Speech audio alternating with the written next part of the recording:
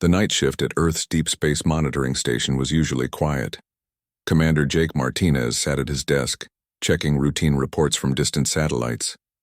His coffee had gone cold hours ago, and the only sound was the soft hum of computers processing data from across the solar system. Then something changed. A new signal appeared on his screen, weak but definitely there. Jake sat up straight and adjusted his headset. The signal wasn't like anything he had seen before. It was coming from outside their solar system, and it wasn't directed at Earth. Dr. Lisa Hamilton to the main console. Jake spoke into his radio. "We have something unusual here." Dr. Hamilton arrived within minutes, her lab coat wrinkled from working late. She was Earth's best expert in unknown languages and signals. Her job was to study any strange communications that might come from space, though until now, they had never found anything truly alien. "What do you have for me, Jake?" she asked, settling into the chair next to him. "Take a look at this," Jake pointed to the screen. "The signal is weak, but it's definitely artificial.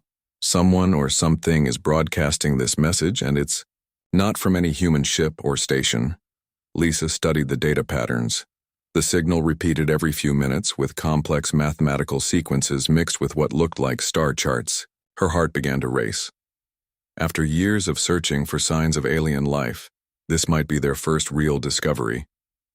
"I need my team," she said quietly.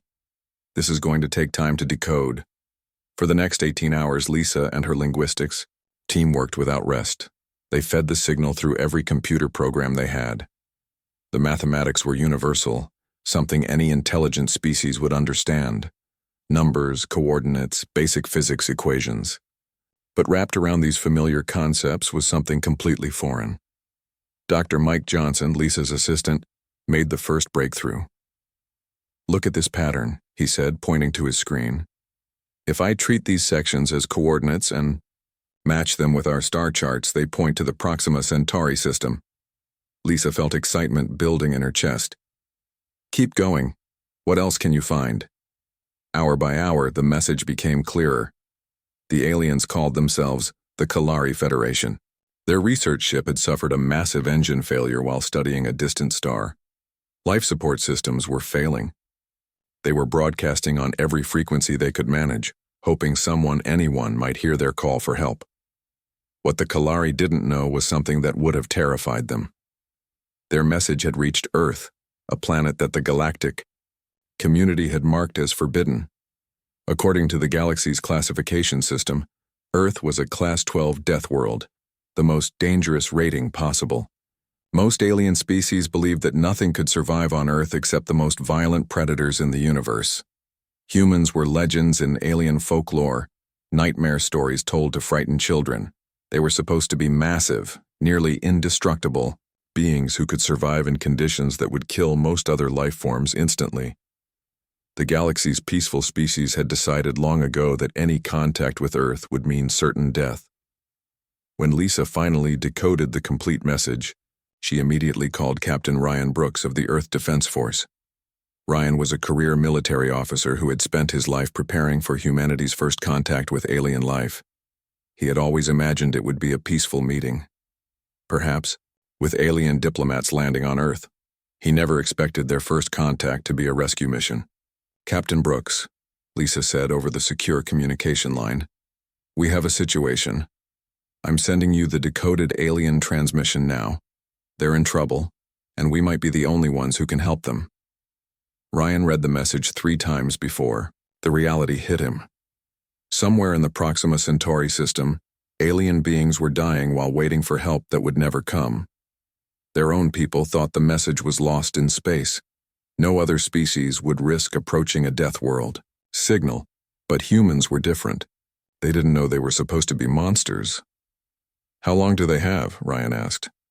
"Based on their power readings and life support calculations, maybe 72 hours, Lisa replied. "Their ship is losing atmosphere and their engines are completely dead." Ryan was already moving toward the door. "I'm calling an emergency meeting with Admiral Tony Rodriguez. We need to get a ship ready immediately." Within 6 hours, the starship Phoenix was being prepared for an emergency launch. Captain Ryan Brooks selected his best crew: Chief Engineer Sam Torres, who could fix anything that broke in space; Lieutenant Amy Carter, leader of the ship's Marine Rescue Team; Dr. Kevin Park, their medical officer; and dozens of other specialists, who might be needed for humanity's first alien rescue mission. The Phoenix was Earth's newest and fastest ship, designed for long-range exploration missions. It had never been used for anything like this before. As the crew ran final checks on their equipment, none of them realized they were about to encounter beings who would see them as living nightmares. Sam Torres pushed the ship's engines harder than they had ever been pushed before. The Phoenix shot out of Earth's orbit and toward the Proxima Centauri system at maximum speed. Every hour counted now. Somewhere ahead of them, alien beings were waiting to die, never knowing that help was coming from the one place in the galaxy they would least expect. As the Phoenix traveled through space toward their destination, the crew prepared for first contact. They studied the little they knew about Kalari physiology, practiced communication protocols, and made ready their rescue equipment. They had no idea that their very appearance would strike terror into the hearts of the beings they were trying to save. The human rescue mission was underway, and the galaxy was about to learn that the monsters from their darkest stories were actually their most compassionate protectors. The Phoenix arrived at the Proxima Centauri system after 3 days of hard travel. Chief Engineer Sam Torres had pushed the engines beyond their normal limits, and the ship's frame creaked from the stress. But they had made it faster than anyone thought possible. "There it is," Lieutenant Amy Carter said, looking at the main display screen. The alien ship hung in space like a broken toy. Its hull was cracked in several places, and strange lights flickered weakly along its surface. Dark spots showed where the ship's systems had failed completely. Captain Ryan Brooks studied the vessel through the Phoenix's sensors. The alien ship was smaller than he had expected, maybe half the size of their own vessel. Its design was completely different from human ships, curved and flowing where human ships were angular and practical. "Life signs?" Ryan asked. "I'm reading. 7. No, 6 life forms," reported Ensign Paul Davis from the sensor station. "They're weak. Whatever atmosphere they breathe, they're not getting enough of it." "How long do we have?" Ryan turned to Dr. Kevin Park. "Based on the readings, maybe 12 hours, Kevin replied. "Their life support is failing fast." Ryan made his decision quickly. "Amy, get your rescue team ready. Full environmental suits, emergency life support packs, and medical supplies. We're going aboard that ship." Lieutenant Amy Carter nodded and left to prepare her team. She had trained for rescue missions her entire military career, but never anything like this. Her squad included Sergeant Ben Clark, Corporal Lisa White, and Specialist Danny Brown, all experienced in emergency operations. As they prepared their equipment, the rescue team had no idea what they were about to face. The Kalari ship's computers had detected the Phoenix's approach hours ago. The surviving aliens were now in complete panic. Captain Zixani was the leader of the Kalari research vessel. His species had evolved on a peaceful world with low gravity and gentle weather. They were explorers and scientists, not warriors. The Kalari had learned about space travel from other peaceful species, and they had never encountered violence in their long history. But they had heard the stories. Every species in the galaxy knew about the Terran Deathworld and the monsters that lived there. Earth was marked as forbidden in every star chart. The creatures that lived there were supposed to be impossibly strong, violent beyond imagination, and capable of surviving anything the universe could throw at them. When Zixani's ship had sent out their distress call, they had hoped for rescue from the peaceful Confederation of Worlds, or perhaps the Gentle Harmony Alliance. The last thing they had expected was a response from the legendary Deathworld. "They're coming aboard," whispered Zixani's science officer, Melkor.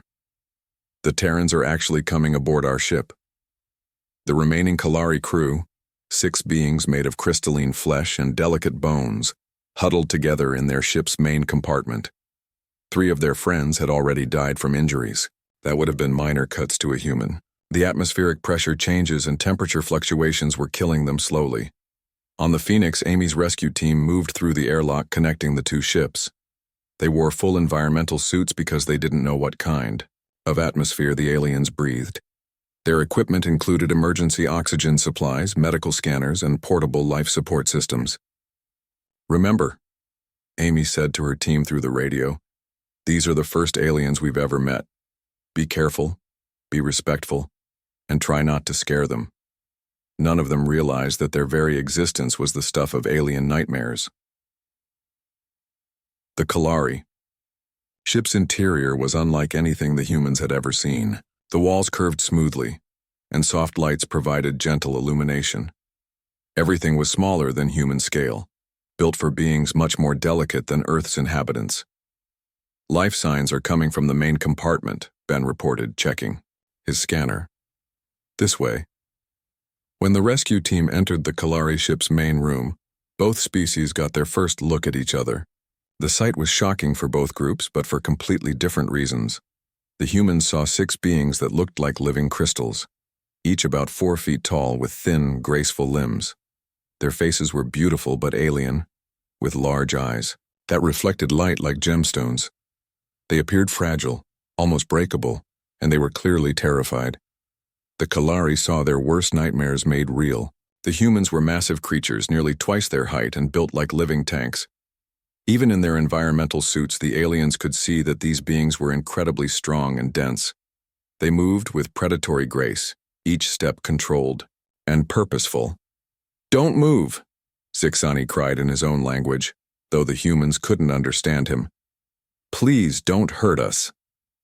Amy stepped forward slowly, her hands raised to show she meant no harm.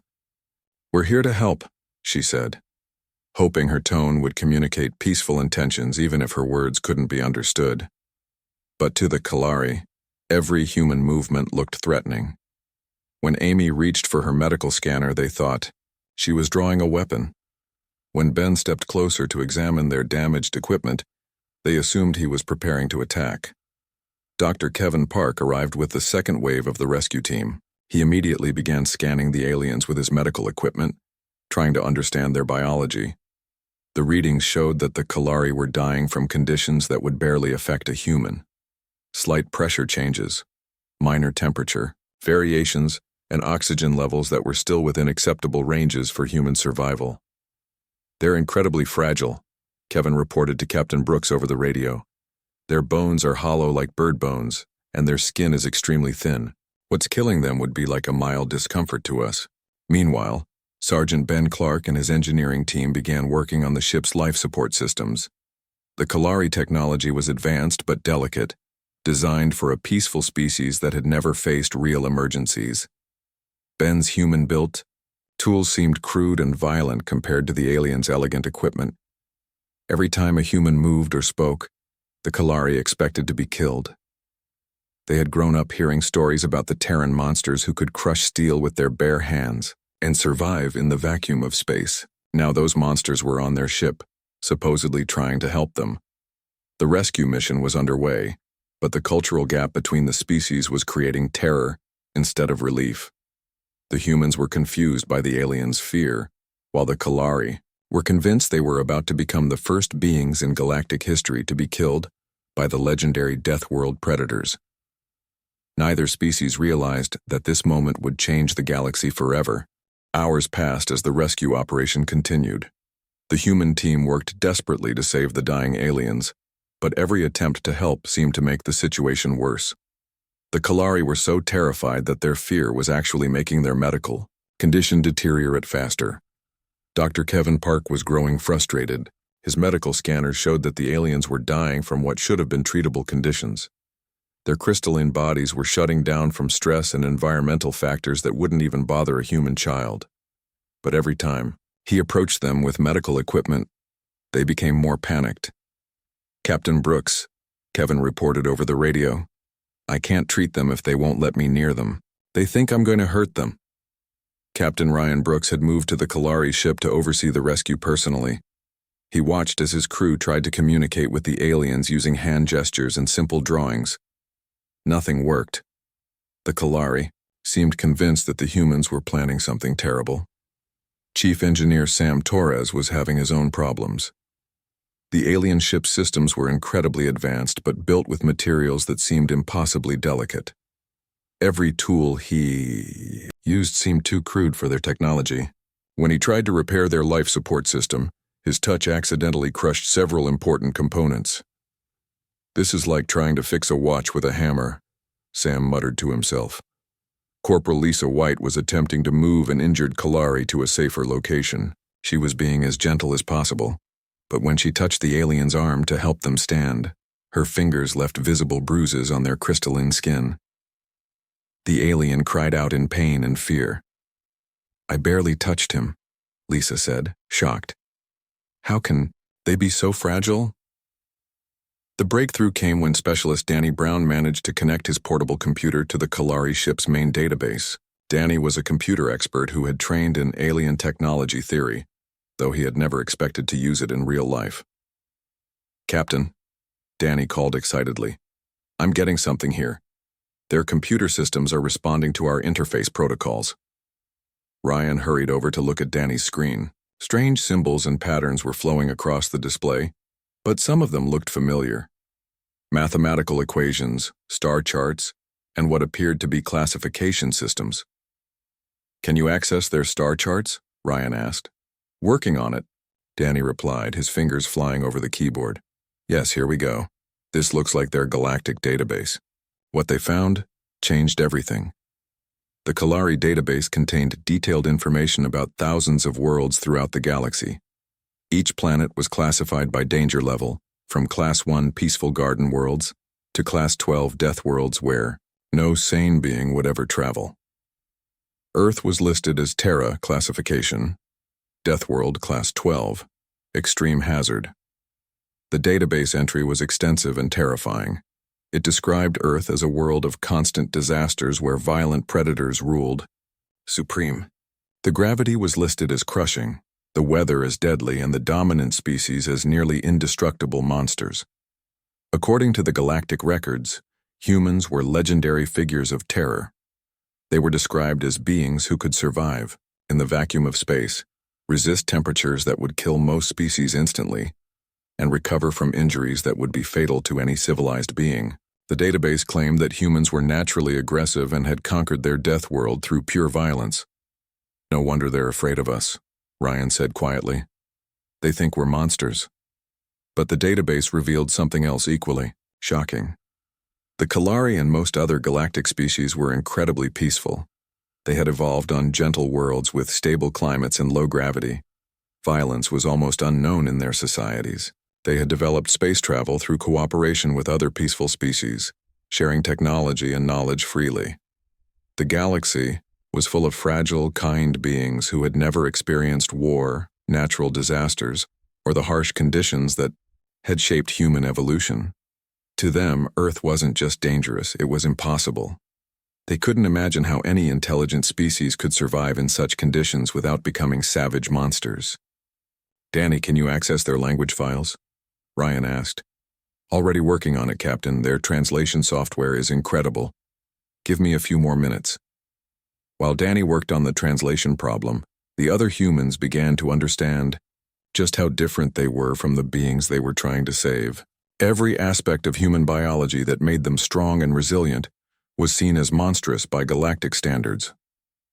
Dr. Kevin Park realized that human medical equipment was designed for beings who could survive massive trauma. His instruments were too powerful, his medicines too strong, and his procedures too aggressive for the delicate Kalari physiology. Sam Torres understood that human engineering was built for harsh conditions and rough handling. The tools and techniques that worked perfectly on human ships were like using explosives to perform surgery on the precise Kalari technology. The rescue team had to completely change their approach. Instead of using their normal equipment, they began improvising gentler methods.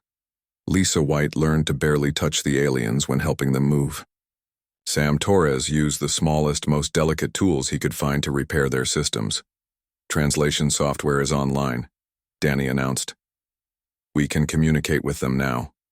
Captain Brooks approached the group of terrified Kalari. Their leader, Zixani was barely conscious but still watching the humans with fearful eyes.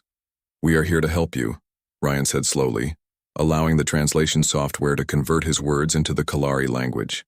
"We received your distress call. We came to rescue you." Zixani's response was translated back to English. "Why haven't you killed us yet, Terran Deathbringer? Are you planning to torture us first?" Ryan was shocked. "We don't want to hurt you. We want to save your lives." "Impossible," came the translated reply. "The Terrans are monsters from the Death World. You exist only to destroy." Dr. Kevin Park stepped forward. "We are doctors and engineers. We help people. We save lives." The Kalari science officer Melkar spoke with a weak voice. "But you come from the world of endless disasters. How can Deathbringers be healers?" Ryan realized that everything the galaxy believed about humans was wrong. They had been classified as monsters because their world was so harsh that other species couldn't imagine anything good surviving there. The galactic community had never tried to contact Earth because they assumed humans would be too violent and dangerous. "Your world is listed as Peaceful Class 2, Ryan explained to Zixani. "Our world is harsh, but that doesn't make us evil. It makes us strong enough to help others when they need it." For the first time since the rescue began, the Kalari started to understand. These weren't the legendary monsters from their childhood fears. These were beings from a dangerous world who had become powerful enough to protect others instead of destroying them. The galaxy's greatest misunderstanding was finally beginning to clear up. The rescue operation took another 6 hours, but everything changed once the humans and Kalari could communicate properly. Captain Ryan Brooks worked closely with Zixani to coordinate the medical and engineering efforts. The alien captain was amazed to discover that the legendary Terran monsters were actually careful, patient, and dedicated to saving lives. Dr. Kevin Park completely redesigned his approach to treating the injured Kalari. Instead of using powerful human medical equipment, he worked with their own delicate healing technology. He learned that Kalari medicine focused on gentle energy treatments and careful chemical balances, completely different from human medical practices that were designed to fix major trauma quickly. "Your bodies are so fragile," Kevin explained to Melkar, the Kalari science officer. "But your healing methods are incredibly precise. We could learn a lot from each other." Chief Engineer Sam Torres faced similar challenges with the ship's repair work. The Kalari engineering systems were based on harmonic resonance and energy flow patterns that were completely foreign to human understanding. But once he learned to work with their technology instead of against it, the repairs began to progress smoothly. "This is beautiful work," Sam told Zixani through the translator. "Your people build things to last forever. Human engineering is about surviving disasters, but yours is about perfect harmony." The cultural exchange continued as both species shared information about their worlds. The Kalari were fascinated to learn that Earth's harsh conditions had created beings who were naturally suited for rescue and emergency work. Humans could survive in environments that would kill most galactic species instantly. "So when disasters happen in our galaxy," Zixani asked, "your people could help when no one else can?" "That's exactly right," Ryan replied. "We're used to dealing with emergencies, dangerous conditions, and life or death situations. It's just normal life for us." The Kalari began to understand that Earth's classification as a death world wasn't a mark of evil, it was a mark of incredible resilience. The humans had evolved to survive anything, but they had also developed strong social bonds and cooperative instincts because working together was the only way to survive on such a harsh world. Within 12 hours, the Kalari ship was repaired enough to travel safely. All 6 surviving crew members were stable and recovering. The rescue mission had been a complete success, but more importantly, it had opened the door to a new era of galactic relations. Captain Brooks established a communication link with Earth to report their success. Admiral Tony Rodriguez was amazed by what he heard. Not only had humanity made successful first contact with an alien species, but they had also discovered that Earth was part of a vast galactic community that had been afraid to contact them. "Admiral," Ryan reported, "the galaxy is full of peaceful species that could really use our help. They've been dealing with emergencies and disasters for thousands of years, with no one to call for rescue missions. We could be their emergency response team. Back on Earth, Dr. Lisa Hamilton worked with the Kalari to establish proper diplomatic protocols. The language barrier was no longer a problem thanks to the advanced translation technology, but cultural differences required careful attention. "Your people are so gentle," Lisa told Zixani during one of their conversations. "You've never experienced violence or natural disasters. How do you handle emergencies?" "We usually don't," Zixani admitted. "When disasters happen, we evacuate and hope for the best. We've never had anyone who could actually go into dangerous situations and fix problems." The implications were enormous. The galaxy was full of advanced, peaceful civilizations that had developed incredible technology and art, but they had no experience with emergency response, disaster relief, or rescue operations. They had been waiting for thousands of years for someone who could help them in dangerous situations. 3 weeks later, the first official diplomatic mission launched from Earth. Colonel Chris Baker led a team of engineers, doctors, and rescue specialists to the Kalari homeworld. The planet was beautiful beyond imagination, a world of crystal cities and floating gardens where the gentle Kalari had lived in harmony for millennia. The humans were welcomed as heroes. Word of their rescue mission had spread throughout the Kalari Federation, and then to other species in the galactic community. For the first time in galactic history, the mysterious Terrans were seen as protectors instead of monsters. Dr. Susan Wright established the first interspecies medical exchange program. Human doctors learned the gentle healing techniques of peaceful species, while alien doctors studied human methods for treating severe trauma and injuries. The combination of approaches led to medical breakthroughs that helped both humans and aliens. The cultural exchange worked both ways. Humans learned about art, music, and philosophy from species that had devoted their entire civilizations to creative and intellectual pursuits. The galaxy's peaceful races learned about courage, resilience, and emergency response from the humans who had mastered these skills through necessity. Within months, human rescue teams were responding to emergencies throughout the local galactic region. Lieutenant Nicole Foster led the first interstellar disaster relief mission when a mining accident trapped hundreds of workers on a distant asteroid. The gentle Varian species had no way to reach their people in the collapsed tunnels, but human rescue teams moved through the dangerous wreckage as if it were a routine training exercise. "How do you do this?"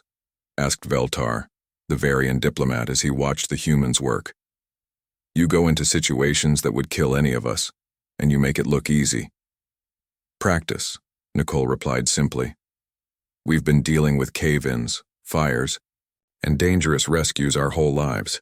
This is just what we do." The galaxy's perspective on humans continued to evolve. Instead of legendary monsters, they were now seen as guardian angels, beings tough enough to go anywhere and gentle enough to help anyone. Human ships began patrolling the major trade routes, ready to respond to any emergency call. The transformation was remarkable. Earth's classification was officially changed from Death World Class 12 to Protector World Class 1, the first planet ever to receive such a designation. The galaxy recognized that while Earth was indeed dangerous, it had produced a species that used their strength to protect others, rather than harm them. 1 year after the first rescue mission, Lieutenant Nicole Foster was back at her station, monitoring deep space communications when another distress call came through. This time it wasn't an accident.